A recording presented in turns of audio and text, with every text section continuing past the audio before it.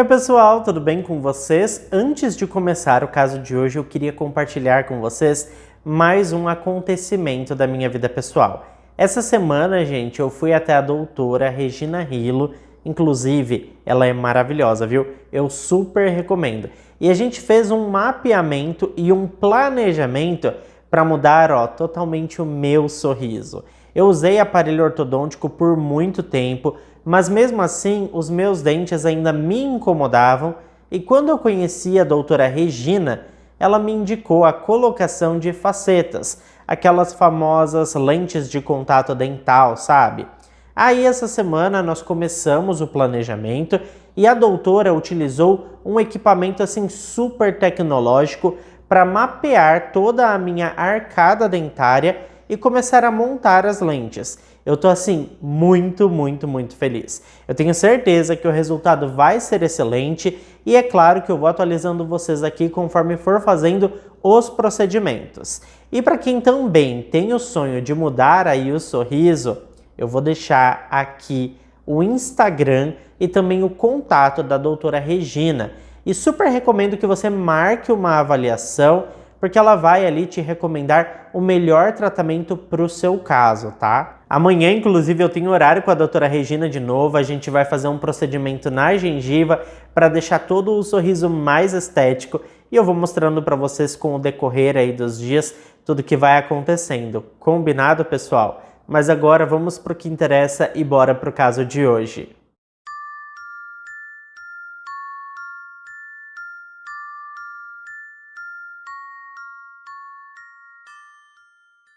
Maple Batalha nasceu no ano de 1992 em Mumbai, na Índia, antes de se mudar para Surrey, na Colômbia Britânica, com a sua família. Segundo amigos, ela era uma pessoa calorosa e inteligente, ambiciosa e determinada, uma estudante assim exemplar, com notas impecáveis e tinha o sonho de se tornar médica. Além disso, era extremamente criativa e estava começando a se destacar na indústria do entretenimento. Enquanto ela estudava ali ciências, ela também conseguia tempo para trabalhos como modelo e atriz. Ela até conseguiu um papel no filme Diário de um Banana, em 2010, e chegou a gravar um episódio de The Secret Circle, que estava sendo transmitido na CW. Inclusive, eu já assisti essa série e eu adorei. Bom, ela já tinha contrato com uma agência de modelos e ficou radiante ao descobrir que era finalista do concurso de modelos de Central City. O chefe da sua agência disse que ela era assim super inteligente e tinha muitas chances de ganhar esse concurso. Ela também era articulada e focada, provavelmente uma das pessoas mais simpáticas que você poderia conhecer. Ela conseguiu uma vaga na Universidade Simon Fraser e continuou morando com a sua família, indo e voltando para a faculdade todos os dias. Ela esperava entrar também na faculdade de medicina depois de se formar em ciências, mas também contou aos amigos que estava adorando a carreira de atriz e não queria descartá-la como uma opção de longo prazo, ou seja, ela poderia seguir carreira ali nessa área. É seguro dizer que para alguém tão jovem, ela estava bastante ocupada, mas abraçando ali todos os desafios e oportunidades que surgiam no seu caminho e equilibrando tudo isso muito bem. Com certeza, a Maple tinha um futuro brilhante pela frente e, sem sombra de dúvidas, ela se daria bem em tudo que se dispusesse a fazer. Até porque, como sabemos, ela era uma pessoa extremamente focada e determinada com seus objetivos. Na vida amorosa, a história era um pouco diferente. Isso porque a Maple tinha um relacionamento daqueles de vai e vem com um cara chamado Gaginder Dhaliwal. É um nome bem diferente e eu não sei se a pronúncia está correta, mas ele era mais conhecido por todos como Gary. Então, para facilitar, vamos chamar ele de Gary daqui para frente, tá, pessoal? Bom, o relacionamento dos dois era um verdadeiro caos. E as pessoas que eram próximas do casal diziam que o Gary era como uma sombra obscura sobre a Maple. Eles não tinham sintonia nenhuma e o Gary estava sempre tentando controlar tudo o que a Maple fazia. Inclusive, esse era um dos maiores motivos dos dois estarem sempre rompendo o relacionamento, além de, claro, o ciúmes possessivo que ele tinha por ela. Em 2011, o relacionamento do casal teve um fim definitivo quando a Maple descobriu que ele tinha a traído. Ela ficou assim, arrasada com a traição, mas tinha coisas suficientes para mantê-la ocupada e resolveu focar em outras coisas. Ela se entregou de corpo e alma ao trabalho e aos estudos, que com certeza eram assim a sua prioridade. Como vocês devem imaginar, o Gary não aceitou muito bem este ponto final no relacionamento dos dois e no início ele tentou reconquistar a Maple, dizendo que ela era o amor da sua vida, que ele se arrependia de tudo o que tinha feito, prometeu que iria mudar, que entendia que o que ele tinha feito era errado, mas de nada adiantou, porque a Maple estava irredutível. Ela já tinha aceitado muita coisa e traição é uma coisa que ela não aceitaria assim de forma alguma. Principalmente porque o Gary sempre foi muito possessivo e ciumento. Ele sempre a acusava de estar o traindo e na verdade era ele quem estava pulando a cerca, né? E é bem como dizem, né, pessoal? Quem muito acusa é porque tem culpa no cartório. Muitas amigas da Maple não acreditavam que o Gary tinha tido a coragem de trair a jovem, principalmente porque, embora ele tivesse traços de um homem abusivo, ele era aquele tipo de pessoa mais devagar, sabe? Muita gente dizia até que ele era meio sonso. Mas é aquela história, né, pessoal? O boi sonso é que vara a cerca. De qualquer forma, o Gary estava assim ficando muito frustrado com as recusas da Maple em reatar o namoro. E como vocês já devem imaginar daqui pra frente, foi só ladeira abaixo.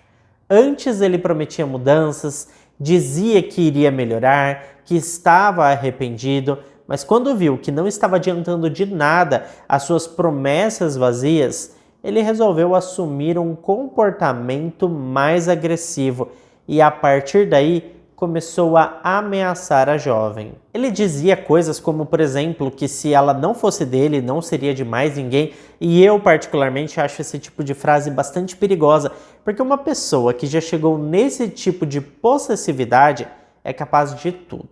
Bom, no dia 27 de setembro de 2011, a Maple saiu de casa e foi para a biblioteca do campus da universidade com uma amiga para uma sessão de estudos noturna.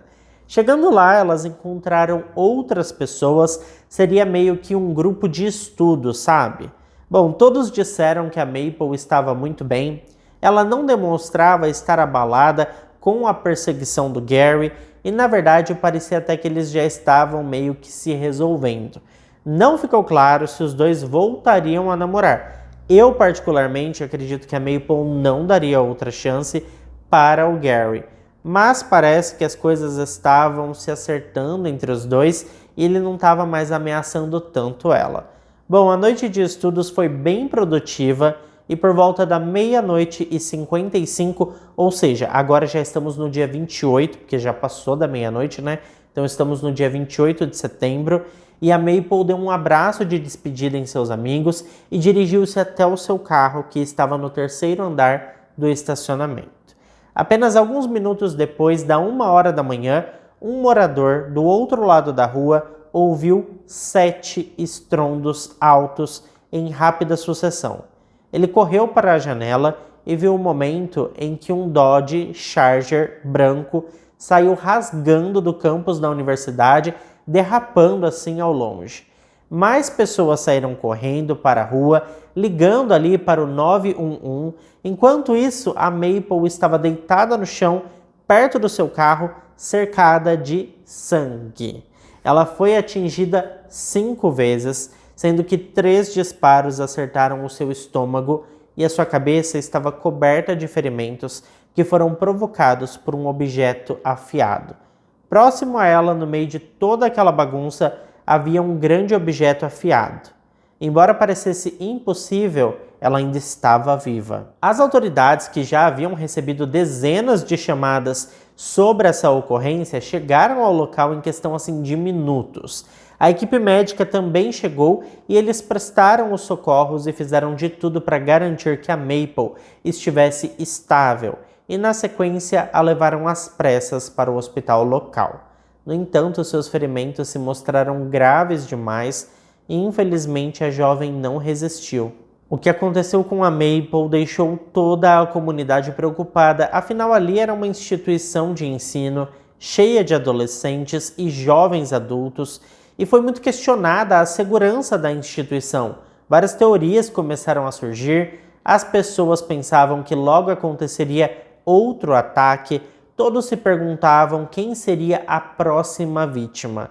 As autoridades estavam sendo pressionadas a resolver esse caso o quanto antes, e embora fosse uma universidade cercada ali de câmeras de segurança e pessoas, não haviam pistas, nenhuma testemunha tinha presenciado o ataque e as imagens das câmeras de segurança não estavam ajudando a polícia a encontrar o culpado. Parecia que quem tinha feito aquilo conhecia muito bem a universidade e tinha sido muito cuidadoso para não aparecer nas imagens do circuito de câmeras de segurança do campus. Para dar um pouco mais de tranquilidade ali aos estudantes, cerca de 50 viaturas da polícia foram encaminhadas para a universidade, enquanto uma equipe gigantesca da área de inteligência da polícia local investigava o caso e tentava encontrar o culpado o quanto antes. A família da Maple ficou totalmente despedaçada com a notícia da morte da jovem, embora muitos acreditassem que aquele tinha sido um ataque aleatório e que poderiam surgir novas vítimas a qualquer momento. Os familiares da jovem tinham, assim, um suspeito desde o princípio. Eles sabiam do comportamento errático do Gary, o ex da Maple, o comportamento que ele estava tendo ali, que era bizarro após o término do relacionamento, e eles levaram todas essas informações até a polícia. Uma informação importante que a família compartilhou com as autoridades é que entre agosto de 2011 e setembro do mesmo ano, o Gary fez mais de 2.000 chamadas para a Maple. E quando ela bloqueou o seu número, ele comprou um celular descartável para continuar efetuando as chamadas.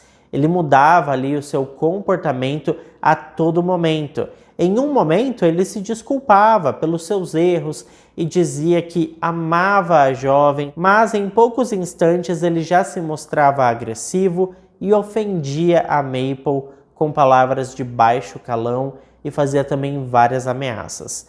Ele também passou a segui-la e houve até um episódio onde o homem cuspiu em um amigo da jovem. A situação, na verdade, era bem caótica, tá? Teve outra vez em que a Maple estava tomando café com um outro amigo e o Gary chegou de repente e deu um soco no amigo da jovem. Ela se levantou imediatamente, começou ali a discutir com o seu ex. Ele não gostou nem um pouco de ser afrontado pela estudante e deu ali um empurrão na mulher. Ela caiu sentada no chão da cafeteria. Na sequência, a polícia foi acionada e o Gary recebeu uma ordem de restrição. A partir daquele momento, ele não poderia mais chegar perto da Maple. Embora a família da vítima tenha dado toda esta declaração, a polícia disse que era tudo circunstancial e que, como não tinham provas concretas, o Gary ainda não poderia ser considerado suspeito. Para mim isso é bizarro, pessoal, porque, ao meu ver, não é nada circunstancial, principalmente porque ele tinha uma ordem de restrição. Havia ali um histórico, haviam testemunhas que já tinham presenciado o Gary sendo agressivo com a Maple, mas, para a polícia, era tudo muito circunstancial. Bizarro isso, né? Bom, felizmente a inteligência da polícia local estava trabalhando a todo vapor e como a universidade era coberta de câmeras de segurança, eles começaram a procurar o veículo Dodge branco nas imagens que os vizinhos tinham alegado ver saindo em alta velocidade do campus. Eles encontraram imagens do veículo, no entanto, parecia que o motorista realmente conhecia ali o campus da universidade, porque ele sempre esperava o momento certo para se locomover no estacionamento. E eu digo o momento certo porque a maioria das câmeras eram aquelas câmeras giratórias, sabe, que gira. Então ele sempre esperava a câmera virar ali para o outro lado para seguir em frente. Mas de qualquer forma ficou comprovado que aquele veículo tinha entrado no campus por volta das 8 horas da noite. e saído pouco depois do ataque que vitimou a Maple Batalha. Mas infelizmente eles não conseguiram ali inicialmente ligar ninguém ao carro suspeito. Meses se passaram e nada de uma solução para o caso. A família da jovem estava incrédula com a situação, todos sofriam muito por não haver justiça ali pela Maple, e 1 ano após o crime, uma nova evidência surgiu. Depois de muito esforço, a polícia conseguiu ligar o carro suspeito a um rapaz chamado Gersamar Betty.